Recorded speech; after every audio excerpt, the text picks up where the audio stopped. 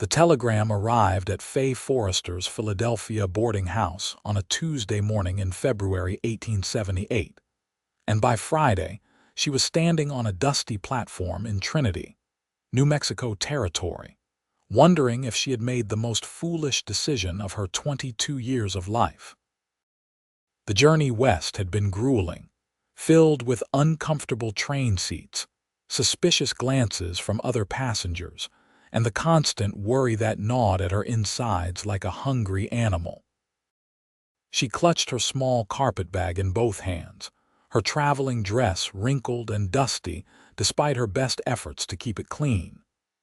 The sun blazed overhead with an intensity she had never experienced in Pennsylvania, and sweat trickled down her spine beneath her corset and chemise. Faye's eyes scanned the platform, searching for the man who had sent for her, Logan Lancaster. They had corresponded for 3 months through a matrimonial agency, his letters painting a picture of a hard-working cattle rancher in need of a wife to help build a life in the expanding West. She had been honest in her letters about everything except one detail, the detail that made her heart hammer against her ribs now as she waited. "Miss Forrester." A deep voice called out, and Faye turned toward the sound, her eyes not quite meeting where they should. Logan Lancaster stood about 10 feet away, tall and broad-shouldered, with sun-darkened skin and dark brown hair that fell just past his collar. He wore worn denim trousers, scuffed leather boots, and a cotton shirt with the sleeves rolled up to reveal muscular forearms. His face was striking, with a strong jaw covered in a few days' worth of stubble and eyes the color of amber that caught the afternoon light. But those eyes were narrowing now, studying her with an expression she could not quite read. "Yes, I am Faye Forrester," she said, forcing her voice to remain steady despite the trembling in her hands. She tried to look directly at him, but her eyes would not cooperate, one drifting slightly to the left as it always did when she was nervous or tired. She had been born this way, her eyes crossing just enough to make people uncomfortable, to make them look away or stare too long, neither reaction pleasant. Logan approached slowly, his boots thudding against the wooden platform. He stopped a few feet away, his hat in his hands, twisting the brim slightly. Faye braced herself for the rejection she had experienced so many times before, for the polite but firm dismissal, for the journey back to Philadelphia in shame. But Logan did not turn away. Instead, he tilted his head slightly, studying her face with what seemed like genuine curiosity rather than revulsion. The silence stretched between them, broken only by the distant whistle of the train preparing to depart, and the chatter of other passengers reuniting with their loved ones. "Your letters did not mention this," Logan finally said, his voice neutral. "No," Faye admitted, lifting her chin with as much dignity as she could muster. "They did not. If you wish to send me back, I will understand. I have enough money for a return ticket, though it will take most of what I have left." The words tasted bitter in her mouth, but she forced them out. She had learned long ago that honesty, even delayed honesty, was better than deception. Logan was quiet for another long moment, his amber eyes moving across her face. Faye felt the familiar heat of shame creeping up her neck, but she refused to look away, even if her gaze was not quite aligned with his. "You know," he said slowly, a hint of something warm entering his voice, "I figure if your eyes do not point quite the same direction, then you see the world with special beauty. You get to take in more of it at once than the rest of us do." Faye's breath caught in her throat. In 22 years, no one had ever said anything like that to her. She had been called cross-eyed, wall-eyed, crooked, and worse. Children had mocked her. Adults had pitied her. Suitors in Philadelphia had politely declined interest once they met her in person. But no one had ever suggested her condition was anything but a flaw. That is a kind thing to say, she managed, her voice thick with emotion she tried to suppress. I do not say things to be kind, Logan replied, stepping closer and offering his arm. I say things because I mean them. Now, let me help you with your bag and we can head to the hotel. I have got a room reserved for you there. We do not have to rush into anything. We can take some time to get to know each other proper, make sure this is what we both want. Faye hesitated only a moment before placing her gloved hand on his arm. His strength was evident even through the fabric of his shirt, and she found herself relaxing slightly despite the strangeness of the situation. That is very considerate of you, Mr. Lancaster. Logan, he corrected gently, picking up her carpetbag with his free hand as if it weighed nothing. If we are going to be married, seems like we should use our given names. Logan, Faye repeated, testing the name on her tongue. Then you must call me Faye. Faye, he said, and she liked the way her name sounded in his deep voice, with the slight drawl of someone who had spent years in the Southwest. It is a pleasure to finally meet you in person, even if you did surprise me somewhat. They walked together down the platform and onto the main street of Trinity. The town was small but bustling with activity. A general store stood across from a saloon, and further down the street Faye could see a church, a bank, and various other establishments. The buildings were mostly wood, some painted and some weathered to gray, and the street itself was packed dirt that kicked up in small clouds with each passing horse or wagon. Trinity is not much compared to Philadelphia, Logan said, seeming to read her thoughts. But it is growing. More folks settling every year. We have got a doctor now and a school teacher. The railroad coming through a few years back changed everything.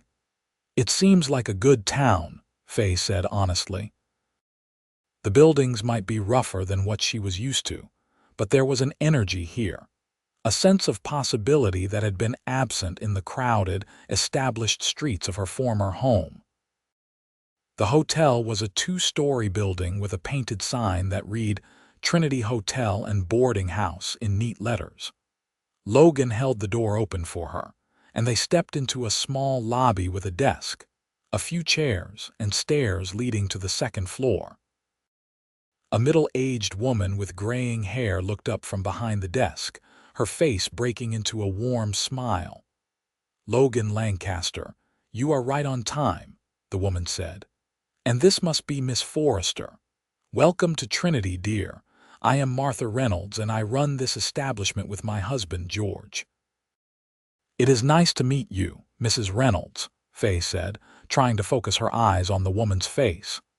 Mrs. Reynolds' expression remained friendly, though Faye saw the flicker of surprise when she noticed Faye's condition. Your room is all ready, dear, Mrs. Reynolds said smoothly, handing over a key. Second door on the right upstairs. Logan paid for a week in advance, so you just settle in and rest. I imagine you are exhausted from your journey. Supper is served at 6 in the dining room if you are hungry. Thank you, Faye said gratefully. The exhaustion Mrs. Reynolds mentioned was weighing on her like a heavy blanket now that the immediate crisis of meeting Logan had passed. Logan carried her bag upstairs and set it inside the small but clean room. A bed with a patchwork quilt stood against one wall, a washstand with a pitcher and basin against another, and a single window looked out over the main street. It was simple but comfortable, and Faye felt a wave of relief that she would have a private space to gather herself. I will let you rest, Logan said, standing in the doorway, but I would like to call on you tomorrow morning if that suits you. Maybe show you around town, introduce you to some folks. We can talk more then. I would like that, Faye said. Thank you, Logan, for everything. For not sending me back immediately. He gave her a small smile that transformed his serious face into something gentler. Like I said, I figure you see the world different than most folks. That is not a bad thing in my book. Get some rest, Faye. Tomorrow is a new day. After he left, Faye sank onto the bed, her whole body trembling with relief and residual fear. She had been prepared for rejection, had steeled herself for it during the entire journey west, but Logan had surprised her. Whether his kindness would last remained to be seen, but for now she had a place to sleep and a chance to prove herself. She washed her face and hands in the basin, changed into a clean dress, and then lay down on the bed, intending to rest just for a few minutes. But exhaustion claimed her immediately, and she did not wake until the slanting golden light through the window told her it was nearly evening. Her stomach rumbled, reminding her she had eaten very little during the last leg of her journey. She tidied her hair as best she could, pinching her cheeks to bring some color to her pale face, and made her way downstairs to the dining room Mrs. Reynolds had mentioned. The dining room was a modest space with 4 tables, 2 of them occupied. At one sat an elderly couple eating in companionable silence. At another sat a man in a business suit reading a newspaper while he ate. Faye chose a table near the window and sat down, folding her hands in her lap. Mrs. Reynolds appeared a moment later with a plate of roasted chicken, potatoes, and carrots. "Here you are, dear. I figured you would be hungry. There is pie for dessert if you want it." "This looks wonderful, thank you," Faye said and meant it. The food was simple but well prepared, and she ate slowly, savoring each bite and watching the town through the window as evening settled over Trinity. She saw Logan ride past on a large bay horse, heading out of town in the direction she assumed his ranch must be.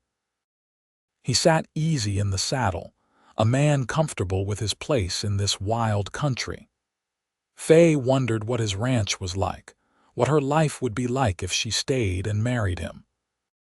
It was strange to think that her entire future depended on the next few days, on whether this man she had just met would truly accept her as she was. That night, lying in the unfamiliar bed, listening to the unfamiliar sounds of a frontier town, Faye prayed for the first time in years. She prayed that she had not made a terrible mistake, that Logan Lancaster was as decent as he seemed, and that maybe, just maybe, she had found a place where she could belong. Morning came bright and early, sunlight streaming through the window and birds singing outside. Faye washed and dressed with care, choosing her best day dress, a deep blue cotton with white trim at the collar and cuffs. She braided her dark blonde hair and coiled it at the nape of her neck, then studied herself in the small mirror above the washstand. Her face looked back at her, familiar and frustrating. She had her mother's high cheekbones and her father's straight nose. Her lips were full, her skin clear. By all accounts, she should have been pretty. But her eyes, one green and one slightly more hazel depending on the light, did not align properly, and that single flaw overshadowed everything else in most people's estimation. A knock at the door startled her from her reflection. "Miss Forrester, Faye, it is Logan." She opened the door to find him standing in the hallway, hat in hand, looking freshly washed and shaved. He wore clean trousers and a blue shirt that matched the color of the sky outside, and he smelled faintly of soap and leather. "Good morning," he said, his amber eyes crinkling at the corners when he smiled. "Did you sleep well?" "Very well, thank you," Faye replied. "Better than I have in weeks, honestly. The bed on the train was terrible." "I bet," Logan said with a sympathetic chuckle. "Well, if you have had breakfast, I thought I might show you around town, introduce you to some folks, let you get a feel for the place." "I would like that very much," Faye said, collecting her shawl and reticule. They walked together through Trinity as the town came fully to life around them. Logan seemed to know everyone, tipping his hat to ladies, shaking hands with men, introducing Faye as Miss Forrester from Philadelphia without any awkwardness or apology for her appearance. Some people stared, of course. Faye was used to that. but Logan's easy manner seemed to put most of them at ease, and soon Faye found herself relaxing as well. They stopped at the general store, where a friendly man named Samuel Thompson greeted them warmly. The store smelled of coffee, leather, and spices, and was packed with goods from floor to ceiling. Faye admired the bolts of fabric, the jars of candy, the tools and hardware that represented civilization carved out of wilderness. "Miss Forrester is considering staying in Trinity," Logan told Samuel. "Thought she should meet some of the good people who live here." "Well, we would be lucky to have you, miss," Samuel said kindly. He was a portly man with a generous mustache and twinkling eyes. "Always need more decent folks settling here. You got family back east?" "No," Faye said quietly. "My parents passed away 3 years ago. I have been working as a seamstress in Philadelphia, but the opportunities there were limited." It was true, though not the whole truth. Her parents had left her with very little, and the other seamstresses at the shop where she worked had made it clear they did not want her there, claiming customers found her eyes disturbing. She had tried other work, but the result was always the same. When she saw the advertisement for the matrimonial agency, she had been desperate enough to respond. "Well, we can always use a seamstress here," Samuel said. "My wife does mending for folks, but there is more work than she can handle. You would do well here, I think." They continued their tour, stopping at the church to meet Reverend Thomas Walsh, an earnest young man who seemed genuinely pleased to meet Faye. They visited the doctor's office, though the doctor himself was out on a call. They walked past the saloon, which Logan did not suggest they enter, and the bank, and the small schoolhouse where children's voices could be heard reciting their lessons. Finally, they reached the edge of town where the buildings gave way to open land. Logan led her to a bench someone had built beneath a large cottonwood tree, and they sat together looking out at the vast expanse of territory stretching away in all directions. "My ranch is about 5 miles north of here," Logan said, gesturing vaguely. "It is not much yet, but I have got good grazing land and water rights to a creek that runs year-round. I have been building it up for 7 years now, ever since I mustered out of the army." "You were a soldier?" Faye asked, interested. "Cavalry," Logan confirmed. "Spent 5 years riding all over this territory in Arizona. Saw some hard things, did some hard things. When my enlistment was up, I decided I wanted to build something instead of just following orders.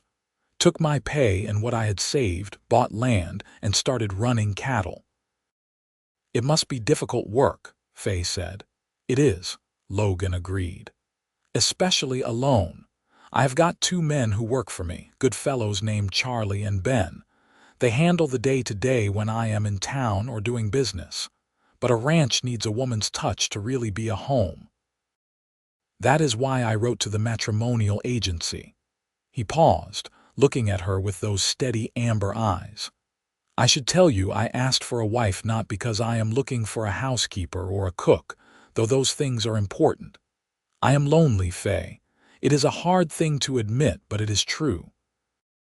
I want a partner, someone to share my life with, someone to talk to at the end of a long day, someone to build something with." Faye's heart squeezed in her chest at his honesty. "I understand that loneliness," she said softly. "I have felt it for a long time. Even in a city full of people, you can be alone." "Yes," Logan said, and she could hear the understanding in his voice. "That is exactly it." They sat in silence for a moment, comfortable despite knowing each other less than a day. A breeze rustled the cottonwood leaves above them, and somewhere a crow cawed. Faye felt something shift inside her, a small spark of hope that maybe, against all odds, this could work. "Can I ask you something?" Logan said after a while. "Of course." "Your eyes. Were you born that way, or did something happen?" Most people would not ask so directly, but Faye appreciated his straightforwardness. I was born this way. My mother said the midwife thought I would not survive my first night, that there was something wrong with my brain, but I proved them wrong. I survived, grew up healthy and strong in every way except this. Doctors have examined me over the years. They all say the same thing, that the muscles in my eyes do not work together the way they should. It cannot be fixed. Does it hurt? Logan asked, genuine concern in his voice. Sometimes I get headaches, Faye admitted, especially when I am tired or stressed, but mostly it just means people stare or avoid looking at me altogether. Children can be cruel about it. Adults too, in their own ways. Logan was quiet and Faye tensed, wondering if this honest conversation had changed his mind about her. But when he spoke, his voice was firm. People can be fools. I meant what I said yesterday. The way I figure it, you see things the rest of us miss. That is valuable. You really believe that? Faye said wonderingly. It was not a question. I do, Logan confirmed. I have been thinking about it since I met you yesterday. In the cavalry, the men who survived longest were the ones who saw things different, who noticed what others missed. I bet you have been doing that your whole life, paying attention in ways other folks do not bother to, because you have had to work harder to be seen and accepted. Faye stared at him, this cowboy who had somehow understood in a day what no one else had understood in her whole life. I think you might be the most perceptive man I have ever met, Logan Lancaster. He smiled, a genuine smile that reached his eyes and made him look younger. Or maybe I just pay attention. Now I've got a question for you, and I want you to answer honest. Are you here because you want to be, because you are looking for the same things I am? Or are you here because you had no better options? Because if it is the latter, I will help you however I can, but I will not marry you. I want a wife who wants to be with me, not one who is just settling. The question was fair, and Faye took a moment to consider her answer. She could lie, could tell him what he wanted to hear, but something about Logan made her want to be truthful, even if the truth was complicated. Both, she said finally. I will not lie to you, Logan. I came west partly because my options in Philadelphia were limited. But I also came because your letters spoke to something in me. You wrote about building a life, about hard work and hope and the future. You wrote about wanting a partner, not a servant. That is what I want too. I want to be valued for more than just my face, or in my case, despite my face. I want to work alongside someone and build something meaningful. So yes, I am here because I had few choices, but I am also here because I believe we might actually suit each other. Logan nodded slowly, processing her words. That is fair enough. Thank you for being honest. I appreciate that more than you know. They talked for another hour under that cottonwood tree, sharing stories from their pasts. Logan told her about growing up in Texas, about losing his parents to cholera when he was 17, about his years in the cavalry chasing cattle rustlers and occasionally tangling with outlaw bands. Faye told him about her childhood in Philadelphia, about her father's work as a clerk, about learning to sew from her mother, about the loneliness that came after her parents died, and she realized how few true friends she had. By the time they walked back to the hotel for lunch, Faye felt like she knew Logan better than she had known men she had courted for months back in Philadelphia. There was an ease between them that surprised her, a natural rhythm to their conversation that felt right. Over the next week, they spent time together every day. Logan showed her his ranch, a sturdy house he had built himself with 2 bedrooms, a kitchen, and a main room with a fireplace. It was simple but well constructed, and Faye could see the potential in it.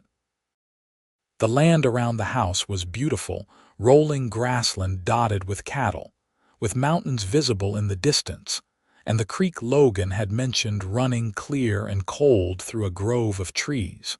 She met Charlie and Ben, his ranch hands. Charlie was a grizzled man in his 50s who had worked cattle all his life and clearly knew his business. Ben was younger, maybe 25, quiet but competent.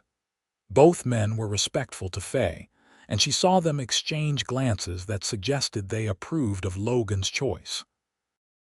Logan took her riding, patiently teaching her how to sit a horse properly since her experience was limited to a few childhood pony rides.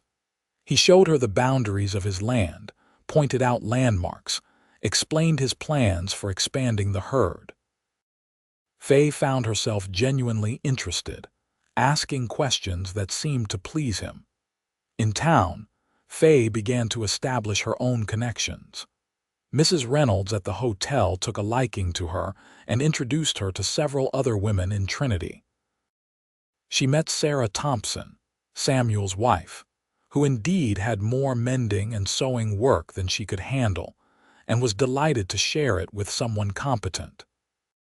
Faye spent an afternoon at the Thompson home, demonstrating her skills with a needle, and left with enough work to keep her busy and a little money in her pocket.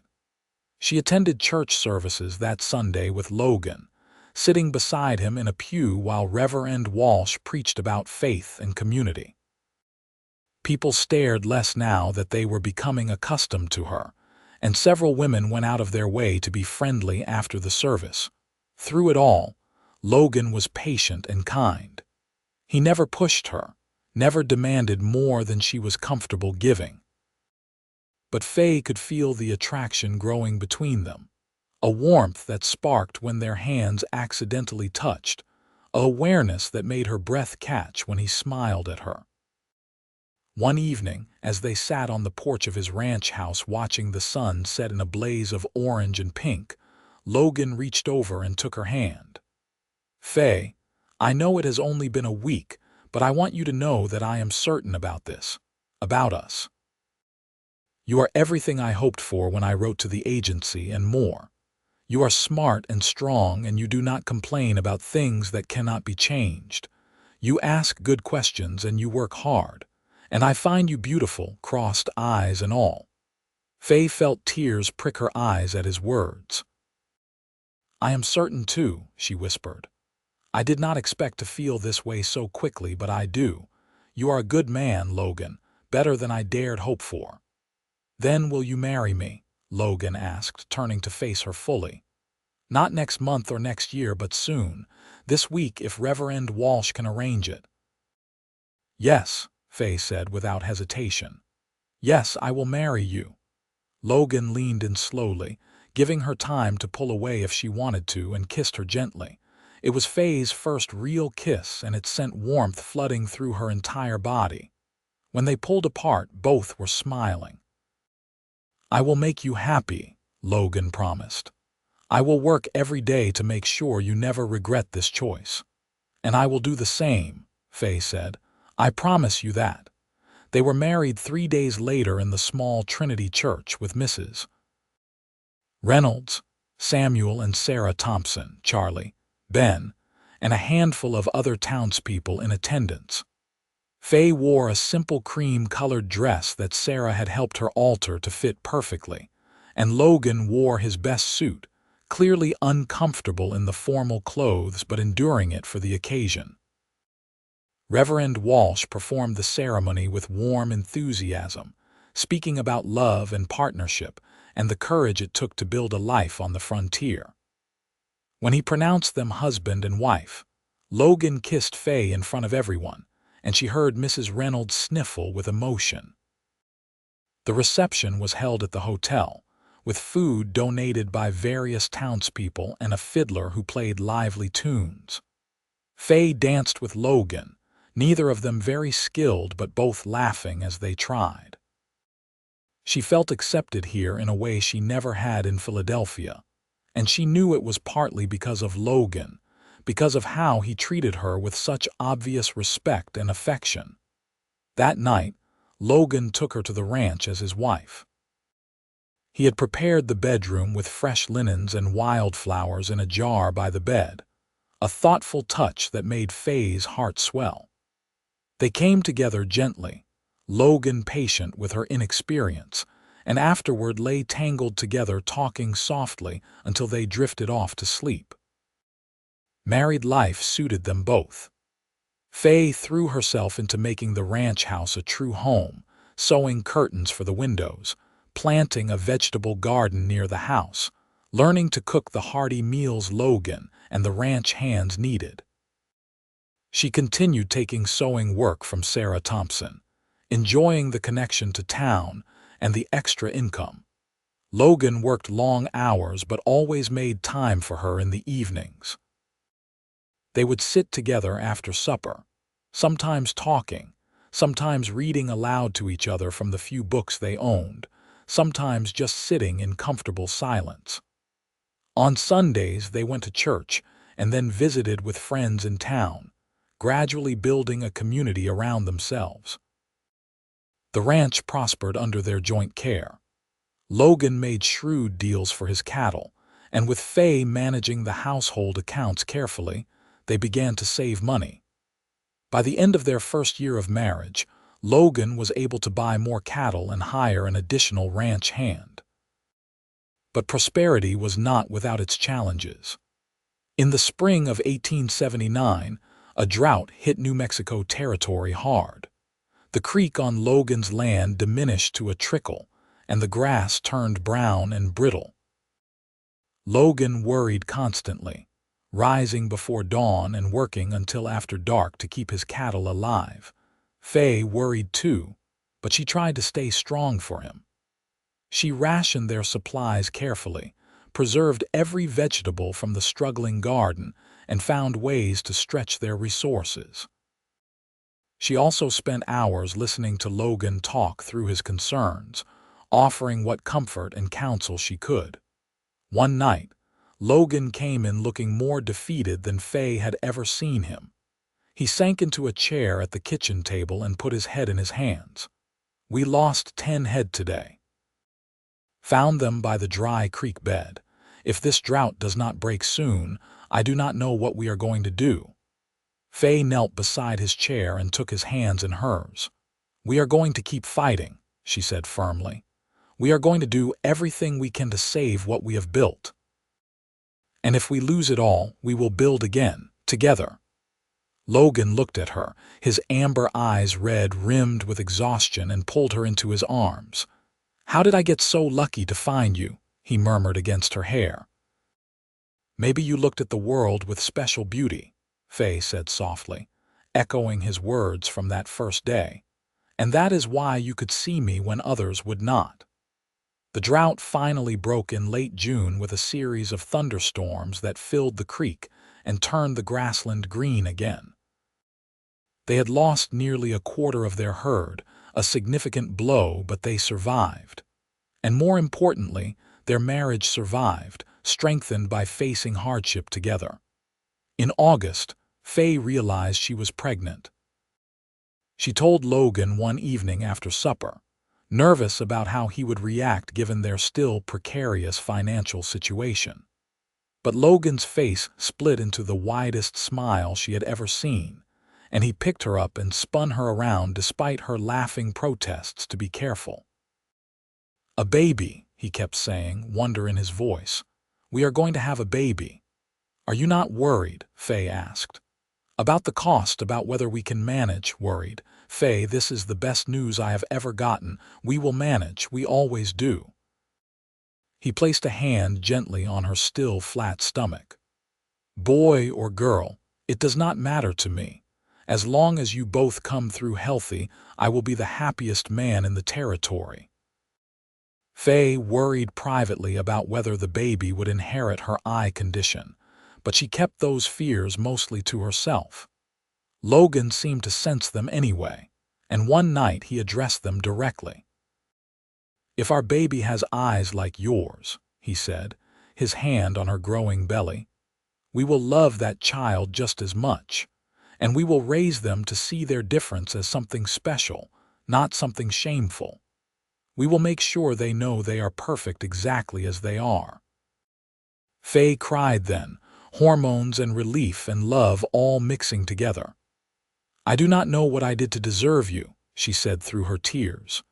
You crossed an entire continent to take a chance on a lonely cowboy, Logan replied, kissing her forehead. That took courage. And you have been taking chances on me every day since. That is more than I deserve. The pregnancy progressed normally, though Faye suffered from morning sickness well into her 4th month. Sarah Thompson and Mrs. Reynolds and several other women in Trinity rallied around her, sharing advice and hand-me-down baby clothes and offering support. Dr. Morrison, the town doctor, examined her regularly and pronounced both mother and baby healthy. Logan became almost comically protective, trying to prevent Faye from doing any heavy work and insisting she rest more than she wanted to. Charlie and Ben found his behavior amusing, though they were careful not to tease him too much. The ranch hands had become like family over the past year, joining Logan and Faye for Sunday dinners and celebrating holidays together. In March of 1880, Faye went into labor during an unseasonably warm afternoon. Logan rode hard for Dr. Morrison while Sarah Thompson stayed with Faye, having arrived earlier for a visit. The labor was long and difficult, lasting through the night and into the next day. Logan wore a path in the floor of the main room with his pacing, while Sarah and Dr. Morrison worked with Faye in the bedroom. Finally, just after dawn, the thin wail of a newborn baby filled the house. Logan burst into the bedroom to find Sarah holding a bundled infant while Dr. Morrison tended to Faye, who looked exhausted but radiant. "You have a son," Sarah announced, beaming. "A healthy, beautiful boy." Logan approached the bed on shaky legs and looked down at his wife, and the baby Sarah placed in her arms. The infant had a shock of dark hair and was red-faced from crying, his tiny fists waving in the air. Logan reached out with one finger and touched the baby's hand, marveling when tiny fingers wrapped around his. "He is perfect," Logan whispered, his voice thick with emotion. "He is," Faye agreed, studying their son's face. The baby's eyes were closed at the moment, but already Faye could see they were shaped like Logan's. What should we name him? They had discussed names for months but never quite settled on one. Now, looking at this new life they had created together, Logan said, "What about William?" "After your father," Faye's eyes filled with tears. Her father had been William Forrester, and she had not expected Logan to suggest honoring him. "William Lancaster," she said, testing the name. "I love it, thank you, Logan." "And we can call him Will for short," Logan added, gently stroking the baby's head with his rough, calloused hand. He looked at Dr. Morrison. "Are they both truly all right, Faye and the baby, both doing well?" Dr. Morrison confirmed. "Faye came through like a champion, and your son is as healthy as they come. Strong lungs, that is for certain." As if to prove the point, Will began to cry again, and Faye instinctively moved to nurse him, guided by Sarah's experienced hands. Logan watched in amazement as his son latched on and began to eat, the baby's cries subsiding into small, satisfied sounds. "I am going to step outside and let you rest," Logan said, though he clearly did not want to leave. "Charlie and Ben will want to know everything is all right. They have been worried sick, too."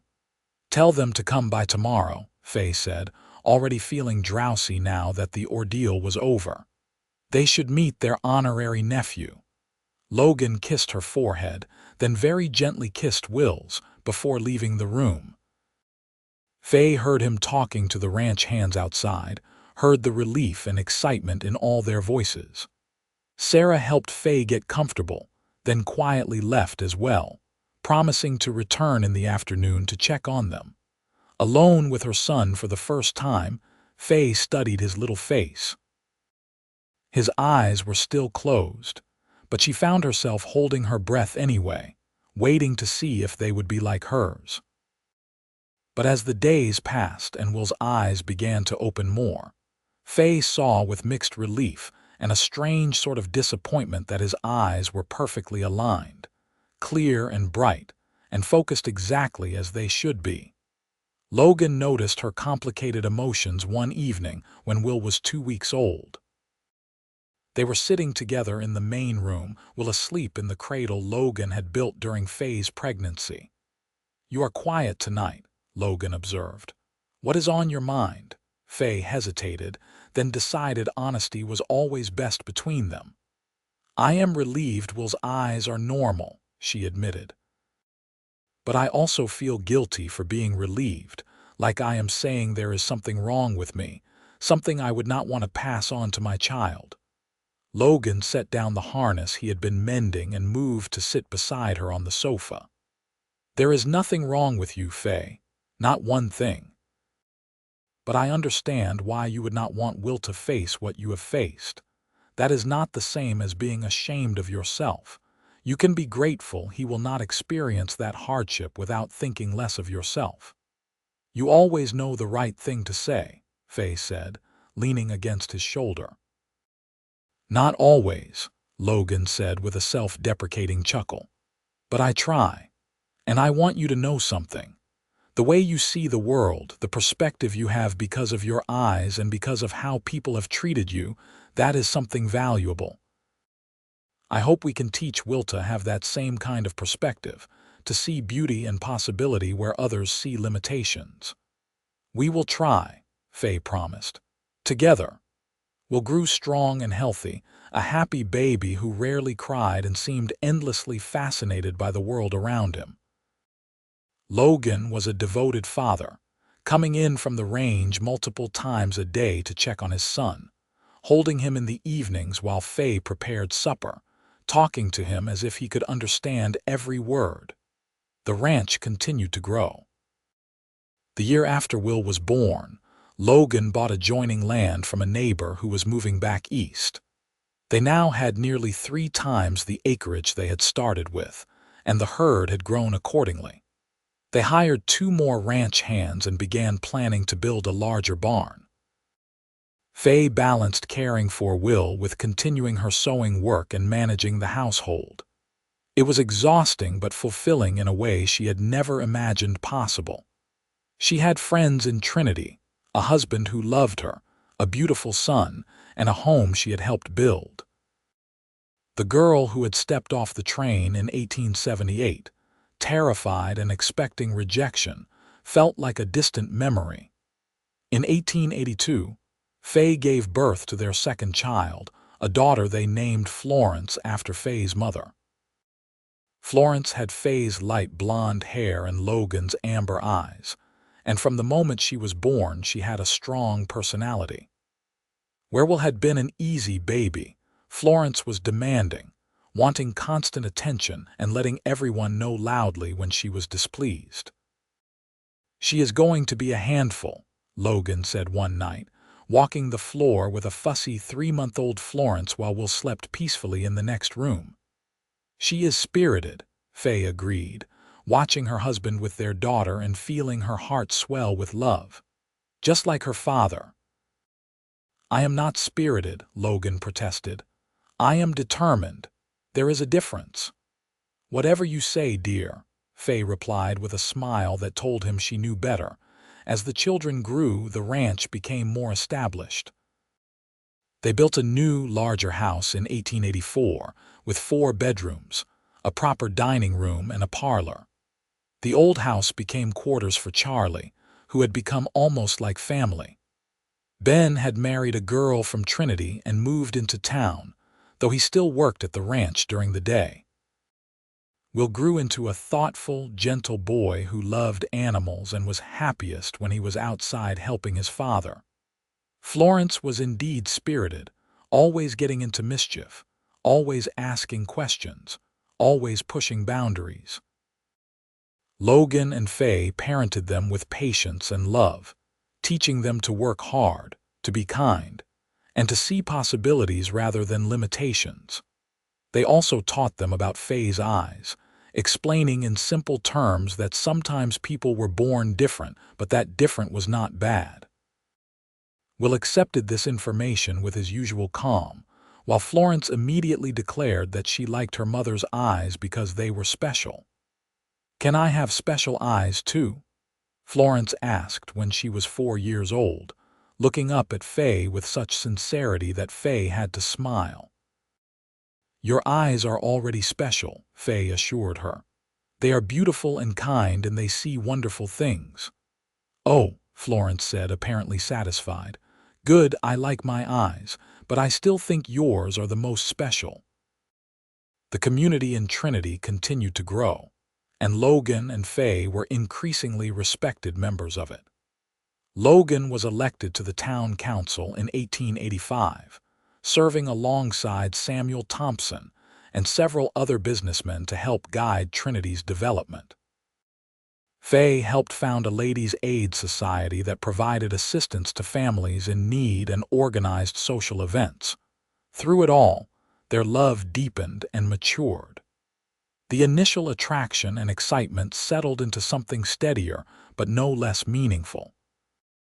They still talked every evening, still made each other laugh, still looked forward to the moments they could steal away together. The ranch kept them busy, the children kept them exhausted, but they made time for each other because they knew that was what kept everything else working.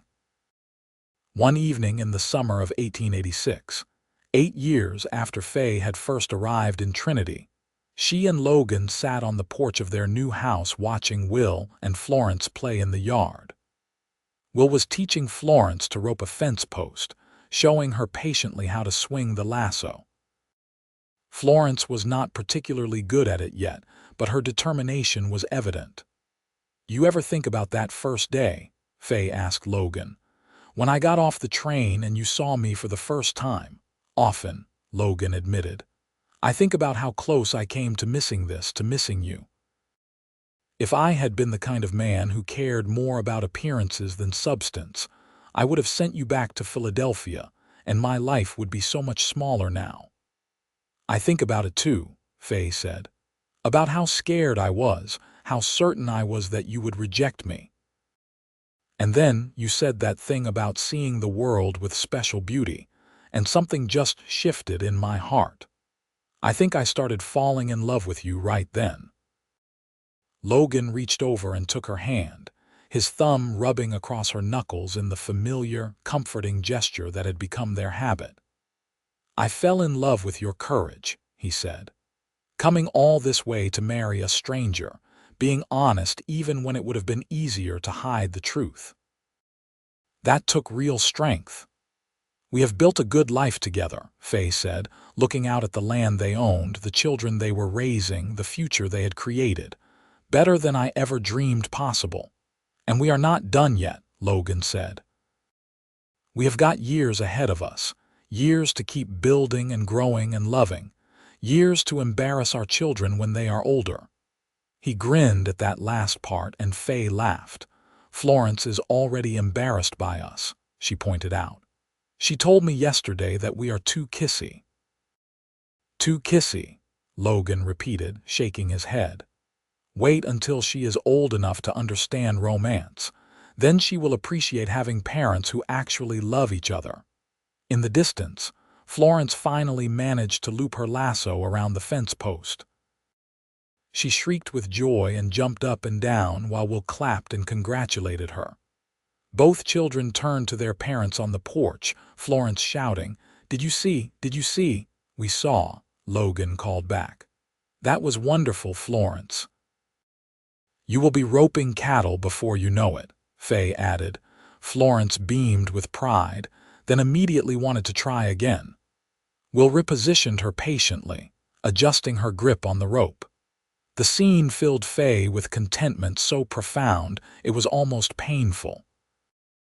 "I want more children," she said suddenly, surprising herself with the declaration. Logan turned to look at her, eyebrows raised. "More? Maybe 1 or 2 more," Faye said. "While we are still young enough. I love being a mother, Logan. I love the family we are building. And we have the room now, and the ranch is doing well enough to support more." A slow smile spread across Logan's face. "I would like that too," he said. "Will and Florence could use a little brother or sister. Or both. Do not get ahead of yourself, Faye said with a laugh. Let us start with one. They welcomed their third child, another daughter named Lucille, in the spring of 1887. Lucille had dark hair like Will and Faye's green hazel eyes, perfectly aligned like her siblings. She was a happy, easy baby who slept through the night earlier than either of the others had, much to Faye's relief. 2 years later, in 1889, their fourth and final child was born, a boy they named Samuel after Samuel Thompson, who had become a dear friend to both of them. Samuel was born with Logan's amber eyes and a serious expression that made everyone laugh, because he looked like a tiny old man pondering the mysteries of the universe. With 4 children, the house was noisy and chaotic, but it was filled with love and laughter. Will, now 9 years old, was a responsible older brother who helped with the younger children without complaint. Florence, 7, was still spirited but channeled her energy into learning everything she could about the ranch. Lucille toddled after her older siblings, trying to keep up, while baby Samuel observed everything with his solemn, thoughtful gaze.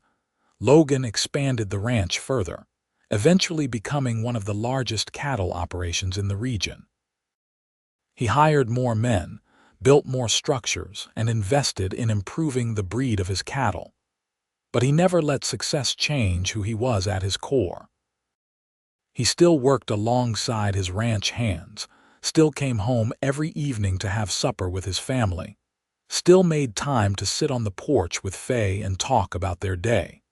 Faye continued her sewing work, though she took on less as the children required more attention. She remained active in the church and the Ladies' Aid Society, and she earned a reputation as someone who could be counted on to help in a crisis. When families struggled, Faye was there with a meal or assistance with children or whatever was needed. The years passed in a blur of seasons and milestones. Will grew tall and strong, taking on more responsibility at the ranch. Florence discovered a love of horses and became an excellent rider. Lucille showed a gift for music, learning to play the piano the church had acquired. Samuel grew into a quiet but deeply intelligent boy who loved books and learning. Through it all, Faye's eyes remained crossed, and she still occasionally saw people stare or children point. But it happened less often now, or perhaps she just noticed it less. She was Mrs. Lancaster, wife of Logan Lancaster and mother of 4, a respected member of the community in her own right. Her eyes were simply part of who she was, no more or less important than her hair color or her height. And Logan never stopped telling her she was beautiful, never stopped insisting that her perspective on the world was valuable. After years of hearing it, Faye started to believe him, started to see herself the way he saw her. In 1895, as they approached their 17th wedding anniversary, Logan took Faye on a rare trip away from the ranch and children. Charlie and his new wife agreed to watch the children for a few days while Logan and Faye traveled to Santa Fe for a cattle auction Logan needed to attend. They stayed in a hotel that was far fancier than anything in Trinity, and after Logan's business was concluded, they spent a day simply being together, walking through the plaza, visiting shops, eating in restaurants. It felt like a luxury after years of hard work and constant responsibility. That night, lying in the hotel bed with moonlight streaming through the window, Logan pulled Faye close. "Do you remember what I said to you that first day?" he asked. "About seeing the world with special beauty, of course," Faye said. "I think about it often. It changed how I saw myself." "I have been thinking about it too," Logan said. "And I have realized something. You do not just see the world with special beauty. You bring beauty to the world. You make everything and everyone around you better. You certainly made me better." Faye felt tears prick her eyes. Even after all these years, Logan could still move her with his words. "You saved me," she whispered. "I was so lost when I came here, so defeated. And you saw me, really saw me when no one else would. You gave me a home and a family and a life I love. I would not be who I am without you." "And I would not be who I am without you," Logan replied. "We saved each other, Faye. That is what partners do." They made love slowly, tenderly, with the ease of long familiarity, but also with the passion that had never quite dimmed between them. Afterwards, tangled together in the soft hotel sheets, Faye felt at peace in a way that still sometimes surprised her. They returned to the ranch to find everything in cheerful chaos. Florence had taught Lucille to ride during their absence, and Lucille had promptly fallen off and scraped her knee. Will had handled a minor crisis with one of the cattle without needing to summon help. Samuel had read 3 books and wanted to discuss them all immediately. Charlie reported that everything had gone fine, but that he was exhausted and newly appreciative of how much work Logan and Faye did. Life settled back into its familiar rhythms. The children continued to grow and develop their own interests and personalities. The ranch continued to prosper. Logan and Faye continued to work side by side, partners in every sense of the word. As the turn of the century approached, bringing with it the close of the wild frontier era, Logan and Faye sat on their porch one evening reflecting on how much had changed since that day in 1878, when a nervous young woman with crossed eyes had stepped off a train in Trinity. "The children are growing up so fast," Faye said, watching the sunset paint the sky in shades of gold and crimson. Will was 17 now, practically a man. Florence was 15 and already catching the eye of boys in town, much to Logan's consternation. Lucille was 12, still a child but on the cusp of adolescence, and Samuel was 10, reading at a level far beyond his years. "They are good kids," Logan said. "We have done well by them." "We have," Faye agreed. "They are kind and hardworking, and they know their own worth." "That is all I could hope for." "Will is going to take over the ranch eventually," Logan said. "He has got the instinct for it, the love of the land. The others will find their own paths, but this place will be his." "Florence wants to have her own horse ranch," Faye said with a smile. "She told me yesterday, not cattle, just horses. She wants to breed and train them." "That girl," Logan said fondly. "She has got enough determination to do it too. She gets that from you." "From both of us," Faye corrected. "Stubbornness is a family trait." They sat in comfortable silence for a while, listening to the sounds of the ranch settling down for the night. From inside the house came the sound of Lucille practicing piano while Samuel read aloud to her, his clear voice carrying through the open windows. "I am grateful," Faye said quietly. "For all of this. For you, for our children, for this life we built. I know I do not say it enough, but I am grateful every single day." Logan reached for her hand, lacing his fingers through hers. "I am grateful too. You took a chance on a lonely cowboy who did not know what he was doing. And you turned this place into a home, turned me into a husband and a father. You gave me everything I did not even know I needed." "You gave me the same," Faye said. "You looked at me and saw something valuable when everyone else saw something broken. That changed my whole life, Logan." "It changed who I was." "You were never broken," Logan said firmly. "Just different. And that difference made you stronger, made you more compassionate, made you the woman I fell in love with. I wish you could see yourself the way I see you." "I am starting to," Faye admitted. "After all these years of you telling me, I am finally starting to believe it. My eyes are crossed, and that is just part of who I am. It does not define me, but it shaped me, and I am grateful for that now." Logan lifted her hand to his lips and kissed it gently. "That is all I ever wanted. For you to know your own worth." As night fell completely and stars began to appear in the vast New Mexico sky, Logan and Faye rose and went inside to join their children. Tomorrow would bring new challenges and new joys, as every day did on the ranch. But tonight they were all together, healthy and safe and loved. Years continued to pass. Will married a sweet girl from town named Mary and brought her to live at the ranch, where he worked alongside his father, learning every aspect of the business. Florence did indeed start her own horse breeding operation on a portion of the Lancaster land, earning a reputation for training some of the best horses in the territory. Lucille went away to school in the East to study music, but came home often, never quite losing her connection to New Mexico. Samuel became a teacher, opening a school in Trinity that served the growing population. Logan and Faye became grandparents, first to Will and Mary's twins in 1902, then to Florence's daughter in 1904. They watched their grandchildren grow with the same devotion they had shown their own children, passing on stories and values and love. The ranch that Logan had started as a single man with a dream became a family operation that would last generations. The house that had once been just him was now filled with children and grandchildren, with laughter and arguments and the beautiful chaos of a large, loving family. As they grew older, Logan's hair turned gray and Faye's eyes crinkled at the corners from years of smiling.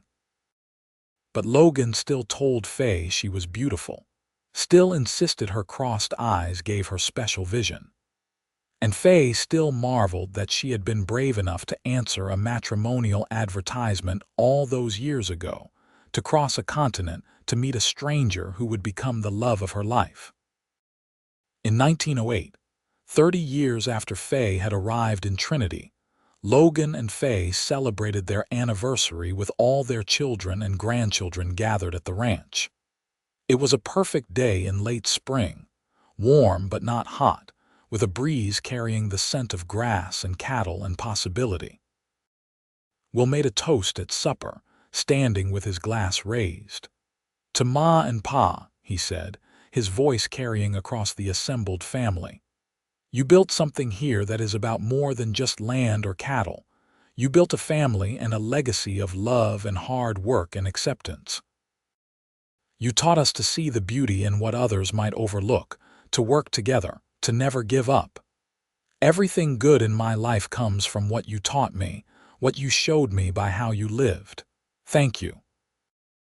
Everyone drank to that, and Faye wiped tears from her eyes while Logan's own eyes looked suspiciously bright. Florence spoke next, then Lucille, then Samuel, each expressing gratitude for their parents and the home they had created. The grandchildren were too young to make speeches, but they crawled all over their grandparents with the easy affection that spoke louder than words. That night, after everyone had gone to bed and the house was finally quiet, Logan and Faye walked out to the porch where they had spent countless evenings over the decades. The moon was nearly full, casting silver light across the land they had built their lives on. 30 years, Faye said wonderingly. "Where did the time go?" "Into this," Logan said, gesturing at the house behind them, at the land around them. "Into our children and grandchildren. Into every morning we woke up together and every evening we fell asleep side by side. That is where the time went, and I would not change a single moment of it." "Not even the hard times?" Faye asked. "The drought, the years when money was tight, the nights we sat up worried about sick children?" "Not even those," Logan confirmed. "Because we got through them together, and they made us stronger. They made us who we are." Faye leaned against his shoulder, marveling at how natural the gesture still felt after 3 decades. "Do you remember what you said to me that very first day?" "About seeing the world with special beauty," Logan said. "Of course I remember. Best words I ever spoke, because they were true and because they made you stay." "I was so afraid," Faye admitted. "So certain you would send me away. My whole life people had reacted badly to my eyes, and I expected you to do the same. And instead I fell in love with you, Logan said. With your courage and your kindness, and yes, with your eyes that see the world different than everyone else. You made my life beautiful, Faye. You brought beauty to this rough land and to my rough self. We brought beauty to each other, Faye corrected softly. That is what love does, I think. It shows you the beauty in yourself that you could not see before. They stood together in the moonlight, two people who had taken a chance on each other all those years ago and built something that would outlast them both. The ranch would go to Will and eventually to his children. The values Logan and Faye had instilled would continue through generations. And somewhere, someday, perhaps another young woman with a perceived flaw would find a man who saw her true beauty, who understood that differences made people stronger, not weaker. As they finally went inside to bed, Faye paused to look back at the land stretching away in every direction under the starlight. She thought about the frightened girl who had stepped off a train in 1878, and she wished she could tell that girl what waited for her. That she would be loved, cherished, valued. That her eyes would not matter except to help her see the world more clearly. That she would build a life beyond her wildest dreams. But that girl was gone now, transformed through years and love and hard work into the woman Faye had become. A woman who knew her worth, who had raised a family, who had helped build something lasting. A woman whose crossed eyes had taught her to see beauty where others might miss it, just as Logan had said all those years ago. In bed, Logan pulled her close with the same tenderness he had shown on their wedding night. I love you, Faye Lancaster, today and always. And I love you, Logan Lancaster, Faye replied. Thank you for seeing me when no one else would. Thank you for loving me exactly as I am. It was easy, Logan said, kissing her forehead. You made it easy by being extraordinary. They fell asleep as they had fallen asleep thousands of times before, wrapped in each other's arms, secure in their love, grateful for the life they had built together. Outside, the ranch slept under the stars, a testament to what two people could create when they looked past surface appearances to see the true beauty beneath. The mail-order bride with crossed eyes and the cowboy who saw the world with special beauty had found each other in the vast expanse of the American West, and in finding each other, they had found themselves. Their love story became legend in Trinity, passed down through generations as an example of looking deeper, of valuing what truly mattered, of the beauty that could be found in unexpected places. And every sunset they watched together, every morning they woke side by side, every child and grandchild who carried their legacy forward, was proof that sometimes the most extraordinary love stories begin with someone brave enough to take a chance, and someone wise enough to see what others missed. In each other, Logan and Faye had found home, and that home would echo through time, a beautiful reminder that true love sees beyond the surface to the extraordinary within.